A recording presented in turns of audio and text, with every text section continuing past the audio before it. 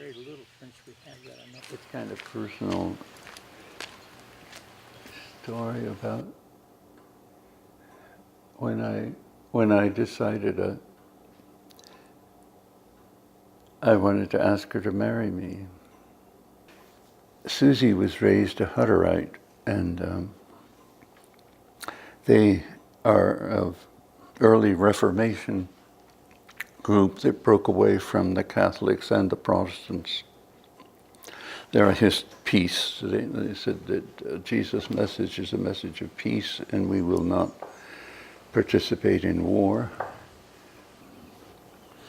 She and two other young Hutterite girls wanted to visit the group where I was living, and I got the job of showing them my hometown in New York City. So I took to all the big places, Rockefeller Center, the Empire State, and all that stuff, and then I took them to the Catholic Worker. And they invited us in, sat us down. We're going to bring us a bowl of soup. And I looked over at Susie, and she was crying. And I said, Susie, why are you crying? And she said, I think the food they're giving to us is being taken away from those men in the bread line outside. I thought I'd never find anybody with such a big heart. And she was that way. We had all kinds of people come through our house here.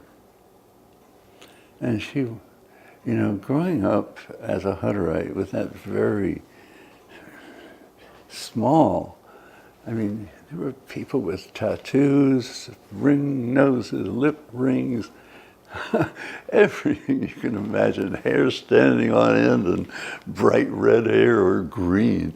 She didn't care. She met them. The only rule she had was that men wear a shirt at the table. That was Susie. It's lonely. I have quite a lot of visitors, and I'm very grateful for that.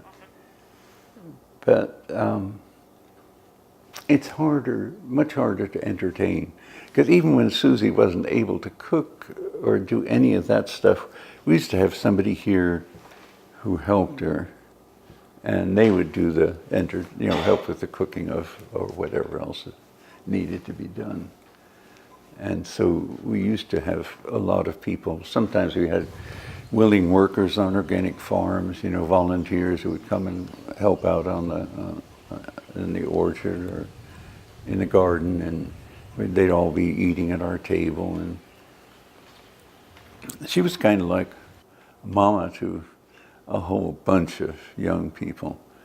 There were people who had never sat down at a table to eat a meal as a family, things like that. And